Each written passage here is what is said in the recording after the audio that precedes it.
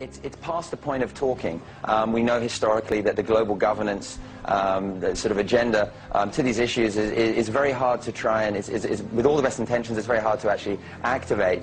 We're seeing that right now. We're seeing a lot of fragmentation going on in Copenhagen, a lot of different agendas pulling in different directions. And I think what we really need to see is people on the ground starting to actually act upon the low-hanging fruit and start to try and move on the solutions that we have at hand. Zu sagen, der Orden der Illuminaten, es ist im Grunde genommen eine Verschwörung innerhalb der Verschwörung. Man hat sich immer wieder auch versucht, Spuren zu verwischen, indem man sich den Freimaurern angeschlossen hat, um so praktisch auch Verwirrung zu stiften und um auch wiederum teilweise die Freimaurer zu unterlaufen. Im gleichen Jahr, 1782, wurde das Hauptquartier des Freimaurerordens der Illuminaten nach Frankfurt am Main verlegt, ein Zentrum, das von der jüdischen Familie Rothschild kontrolliert wurde.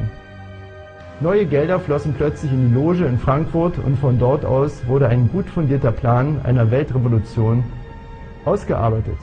Frankfurt ist bis heute eine Bankenmetropole und es war damals mit einer der ersten Städte, wo die Familie Rothschild eigentlich in ganz Europa angefangen hat, ein Bankensystem aufzubauen.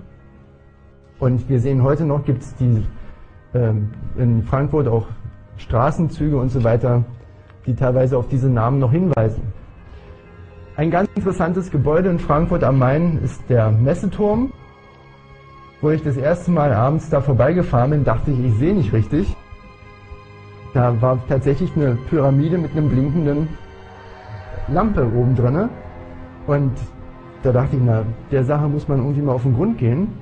Weil, also ich glaube nicht, dass jemand zufällig eine Pyramide auf sein Dach baut. Also ich denke, wenn ich ein Hochhaus baue, dann kommen Architekten und Planer und dann bespreche ich mit denen auch, wie ich mir dieses Gebäude vorstelle. Und deshalb glaube ich auch, ist diese Pyramide nicht zufällig da oben gelandet, sondern sie wird einen Sinn haben und dem wollen wir auch auf den Grund gehen. Es war immerhin das höchste Bürogebäude Europas im Jahr 1990. Das wusste ich bis dahin auch nicht. Aber es scheint eine Aussage zu beinhalten. Und interessant ist, vor dem Gebäude, also wir sehen nicht nur die Parallele zu der Pyramide der Freimaurer, aber wir kriegen noch einen anderen Hinweis. Vor diesem Gebäude haben wir eine Statue mit einem Hammer und einem Meißel in der Hand. Und das ist wiederum auch ein typisches Symbol im Freimaurertum, nämlich der Freimaurer, der den Stein verarbeitet.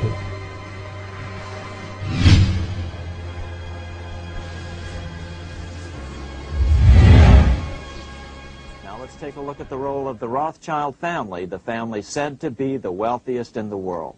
When Amschel Meyer Bauer inherited the business, he decided to change his name to Rothschild. Amschel soon learned that loaning money to governments and kings was more profitable than loaning to private individuals.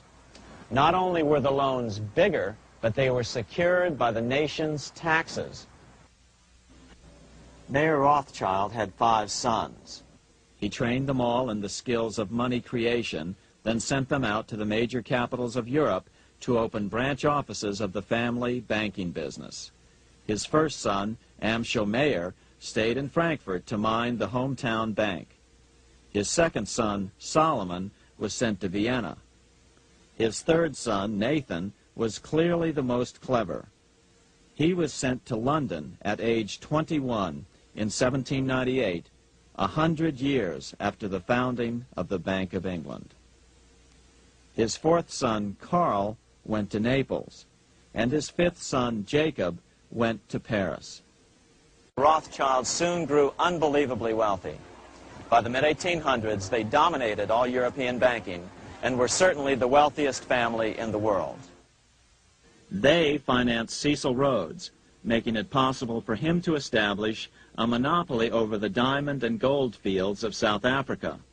In America, they financed the Harrimans and railroads, the Vanderbilts and railroads and the press, and Carnegie in the steel industry, among many others.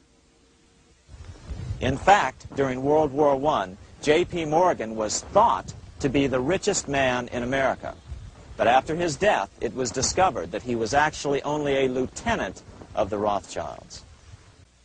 By 1850, James Rothschild, the heir of the French branch of the family, was said to be worth 600 million French francs, 150 million more than all the other bankers in France put together.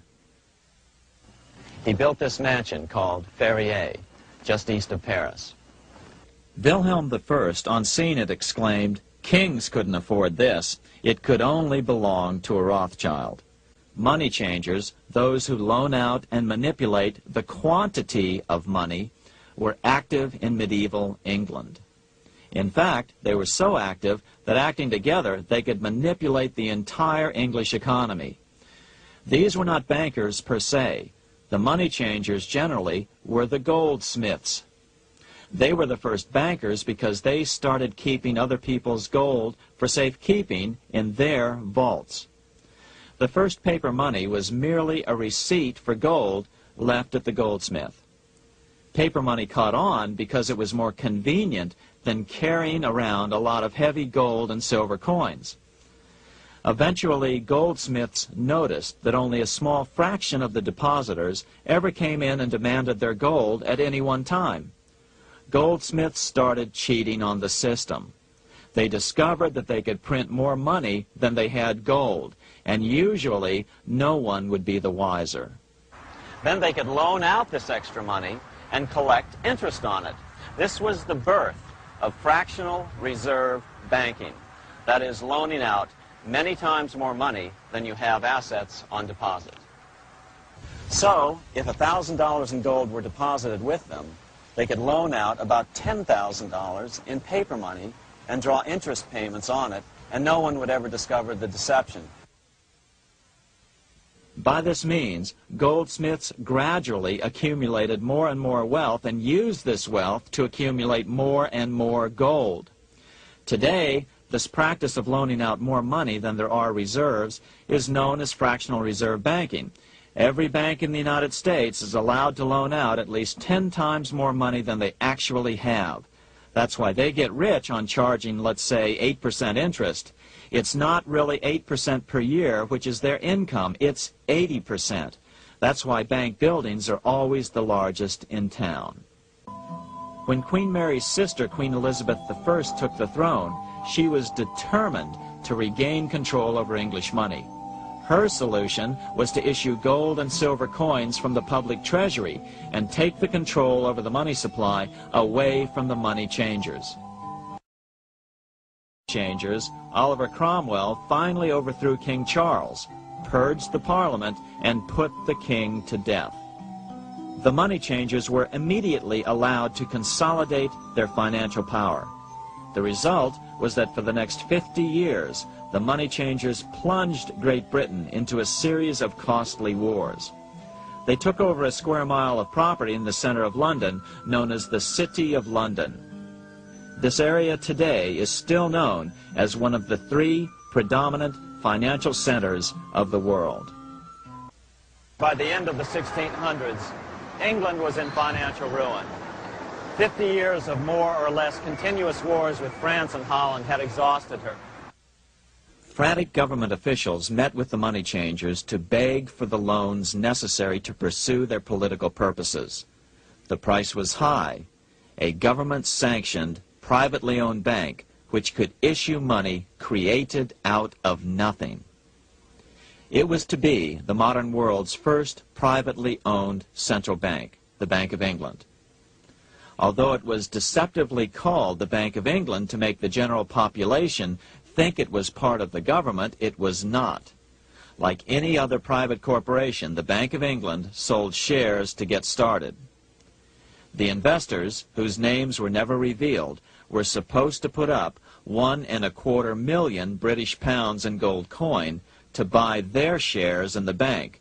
The bank was duly chartered in 1694 and started out in the business of loaning out several times the money it supposedly had in reserves, all at interest. In exchange, the new bank would loan British politicians as much of the new currency as they wanted, as long as they secured the debt by direct taxation of the British people. So, legalization of the Bank of England amounted to nothing less than legal counterfeiting of a national currency for private gain. Unfortunately, nearly every nation now has a privately controlled central bank using the Bank of England as the basic model. Such is the power of these central banks that they soon take total control over a nation's economy. It soon amounts to nothing but a plutocracy ruled by the rich.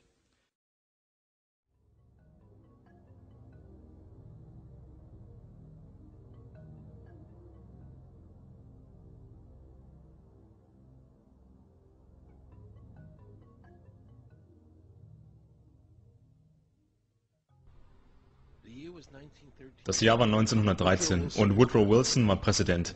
Mächtige Banker erreichten nach Jahren gescheiterter Versuche ihr lang ersehntes Ziel.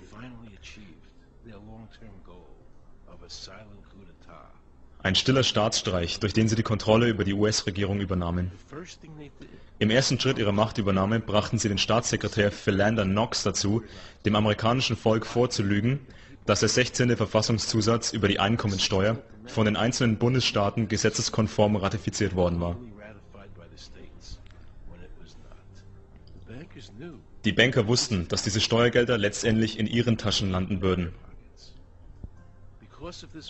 Durch diesen Schwindel wurde den Bürgern weisgemacht, es gäbe eine Steuer auf ihre Arbeit. Der Kongress und der Präsident wissen über diesen Schwindel Bescheid und die Sache wurde sogar erst vor kurzem in einem Gerichtsfall zitiert.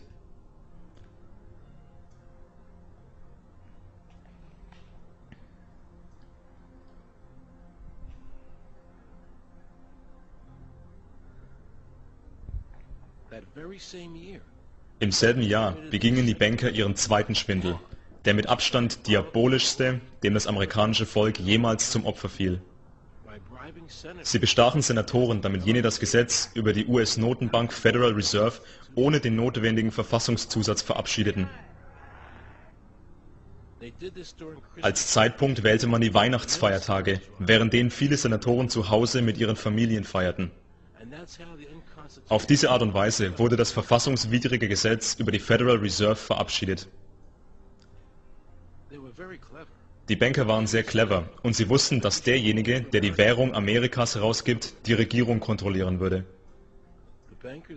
Die Banker hatten gewonnen und die Bürger hatten verloren, weil die meisten Politiker ihre Seele für Dollars verkaufen. Seit diesem Zeitpunkt konnte die Federal Reserve legal Dollars drucken. Meyer Rothschild sagte, wenn man mir die Kontrolle über das Geld einer Nation gibt, dann ist es mir egal, wer die Gesetze macht.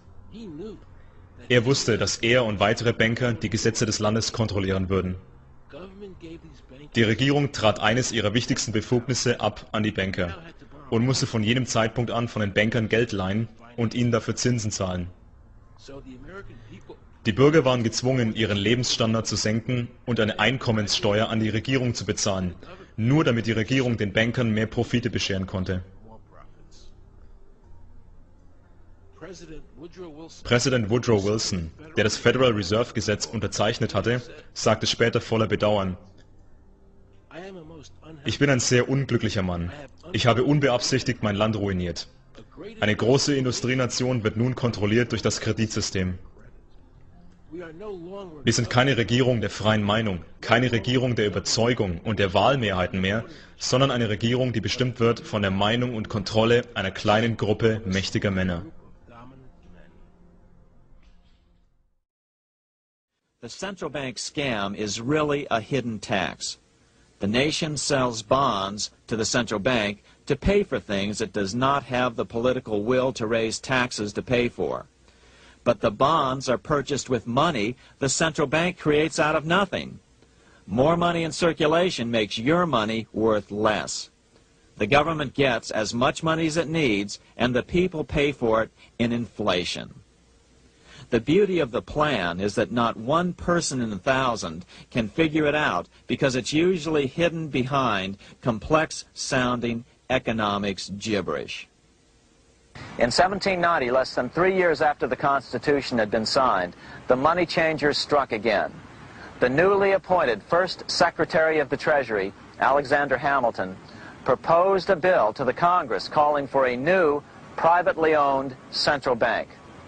Coincidentally, that was the very year that Amschel Rothschild made his pronouncement from his flagship bank in Frankfurt. Let me issue and control a nation's money, and I care not who writes the laws. After a year of intense debate, in 1791, Congress passed the bill and gave it a 20-year charter. The new bank was to be called the First Bank of the United States, or BUS. The bank was given a monopoly on printing U.S. currency, even though 80% of its stock would be held by private investors. The other 20% would be purchased by the U.S. government. Like the Bank of England, the name of the Bank of the United States was deliberately chosen to hide the fact that it was privately controlled. And like the Bank of England, the names of the investors in the bank were never revealed. Many years later, it was a common saying that the Rothschilds were the power behind the old Bank of the United States.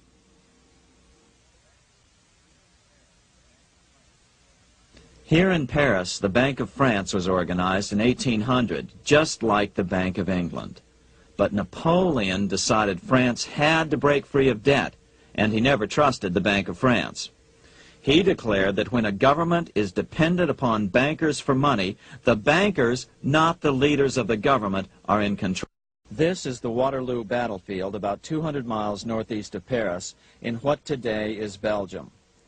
Here Napoleon suffered his final defeat, but not before thousands of French and Englishmen gave their lives on a steamy summer day in July of 1815. The outcome was certainly in doubt. In fact, had Napoleon attacked a few hours earlier, he would probably have won the battle. But no matter who won or lost, back in London, Nathan Rothschild planned to use the opportunity to try to seize control over the British stock and bond market and possibly even the Bank of England. Rothschild stationed a trusted agent, a man named Rothworth, on the north side of the battlefield, closer to the English Channel. Once the battle had been decided, Rothworth took off for the Channel. He delivered the news to Nathan Rothschild a full 24 hours before Wellington's own courier. Rothschild hurried to the stock market and took up his usual position in front of an ancient pillar. All eyes were on him. The Rothschilds had a legendary communications network.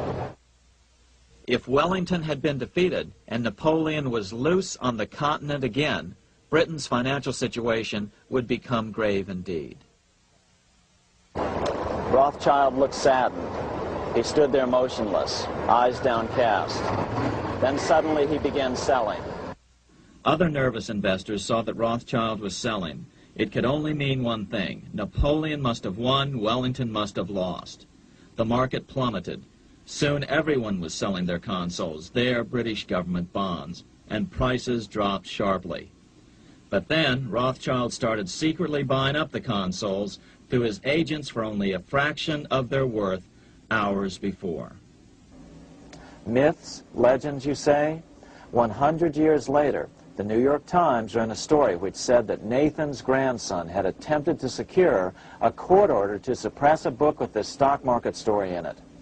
The Rothschild family claimed the story was untrue and libelous, but the court denied the Rothschilds' request and ordered the family to pay all court costs. What's even more interesting about this story is that some authors claim that the day after the Battle of Waterloo, in a matter of hours, Nathan Rothschild came to dominate not only the bond market, but the Bank of England as well. Whether or not the Rothschild family seized control of the Bank of England, the first privately owned central bank in a major European nation and the wealthiest, one thing is certain. By the mid-1800s, the Rothschilds were the richest family in the world, bar none. They dominated the new government bond markets and branched into other banks and industrial concerns. In fact, the rest of the 19th century was known as the Age of the Rothschilds. Despite this overwhelming wealth, the family has generally cultivated an aura of invisibility.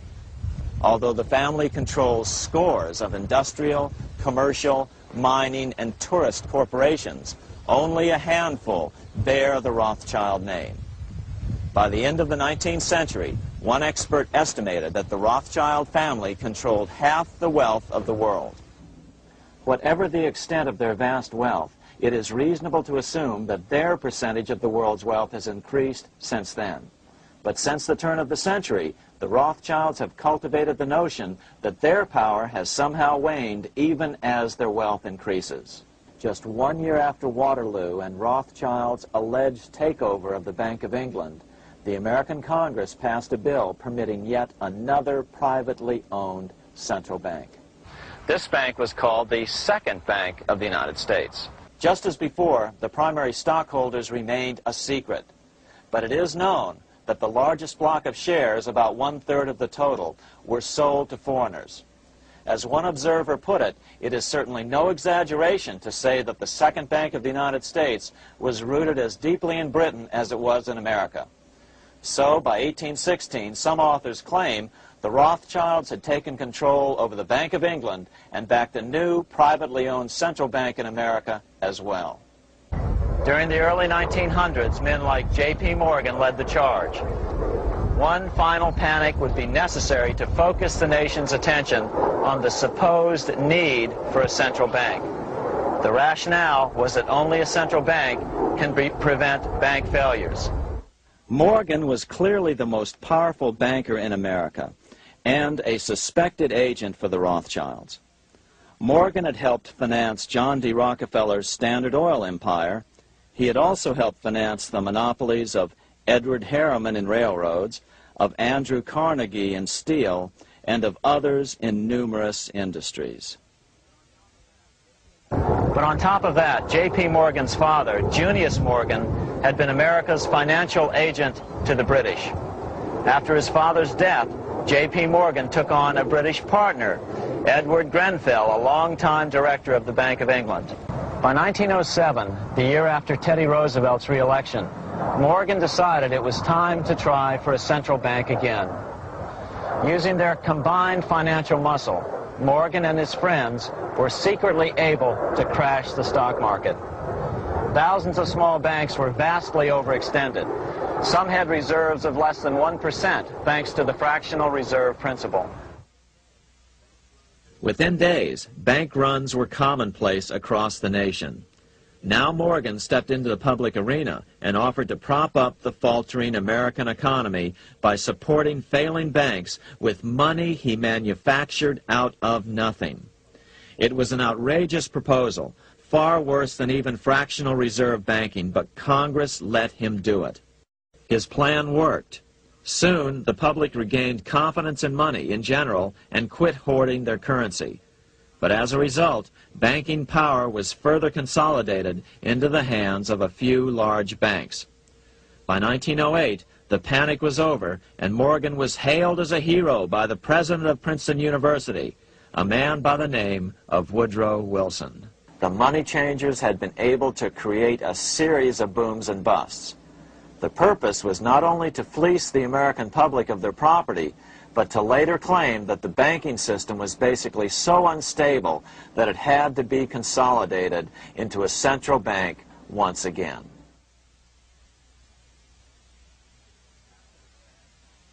After the crash, Teddy Roosevelt, in response to the panic of 1907, signed into law a bill creating something called the National Monetary Commission. Of course, the commission was packed with Morgan's friends and cronies. The chairman was a man named Senator Nelson Aldrich from Rhode Island. Aldrich represented the Newport, Rhode Island homes of America's richest banking families.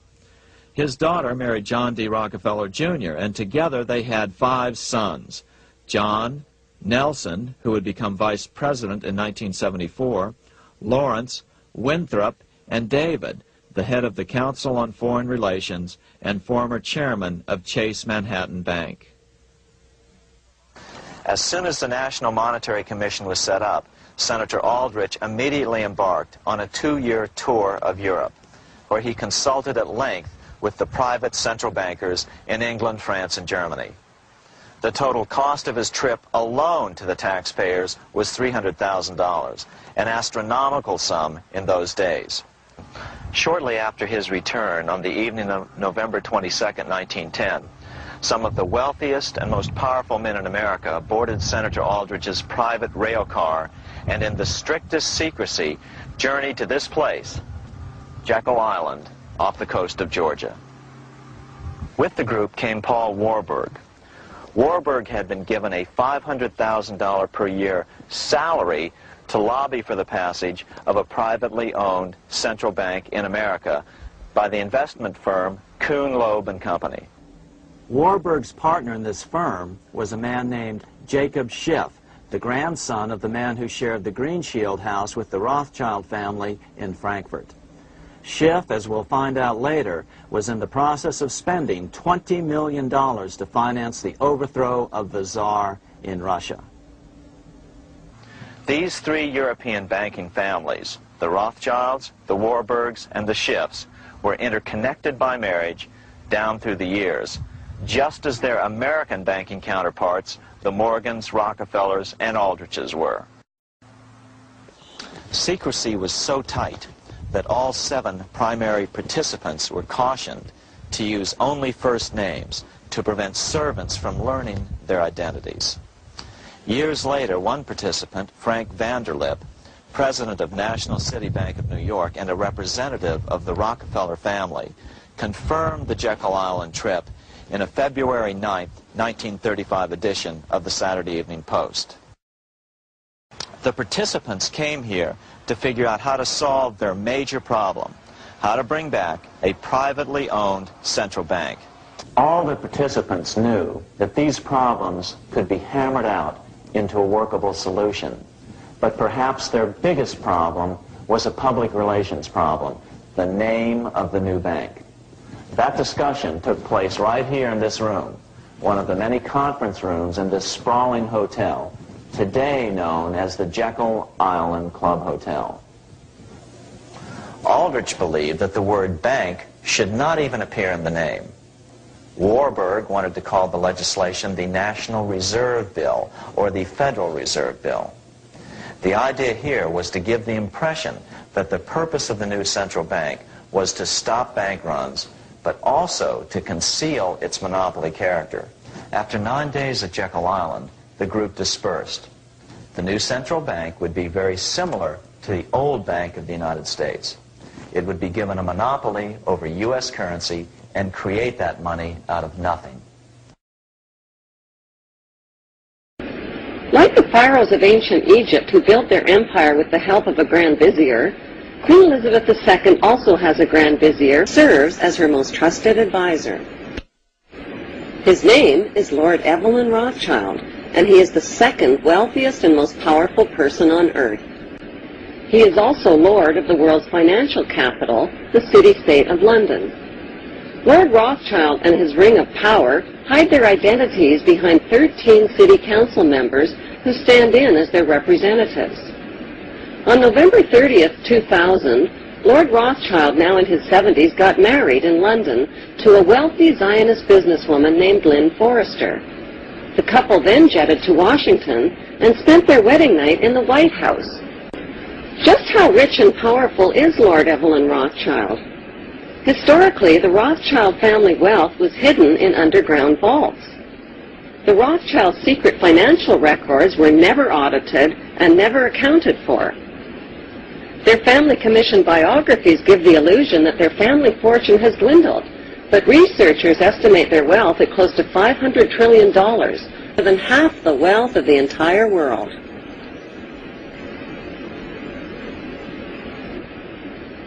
Besides their many castles, palace mansions, wineries, racehorses, and exotic resorts, the Rothschilds bought Reuters in the 1800s.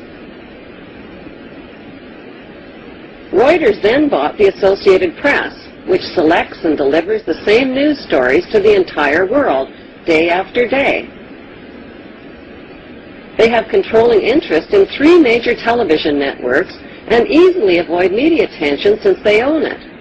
Until recently, they owned and operated England's Royal Mint and continued to be the gold agent for the Bank of England which they also direct. They control the LBMA, London Bullion Market Association, where 30 to 42 million ounces of gold worth over $11 billion are traded daily. The Rothschilds earn millions weekly just on transaction fees alone. They also fix the world price of gold on a daily basis and profit from its ups and downs. Over the centuries, the Rothschilds have amassed trillions of dollars worth of gold bullion in their subterranean vaults and have cornered the world's gold supply. They own controlling interest in the world's largest oil company, Royal Dutch Shell. They operate phony charities and offshore banking services where the wealth of the black nobility and the Vatican is hidden in secret accounts at Rothschild Swiss banks, trusts, and holding companies. How did Evelyn Rothschild become the filthy rich Grand Vizier to Queen Elizabeth II and godfather of the black nobility? By birth, Evelyn Rothschild is the great-great-great-grandson of Mayer Rothschild and is passing the godfathership down to David de Rothschild. Although Evelyn Rothschild looks like a harmless gray-haired old man, make no mistake about it, Rothschild and his ancestors have handpicked presidents, crashed stock markets, bankrupted nations, orchestrated wars, and sponsored the mass murder and impoverishment of millions. The wealth hoarded by this one family alone could feed, clothe, and shelter every human being on earth.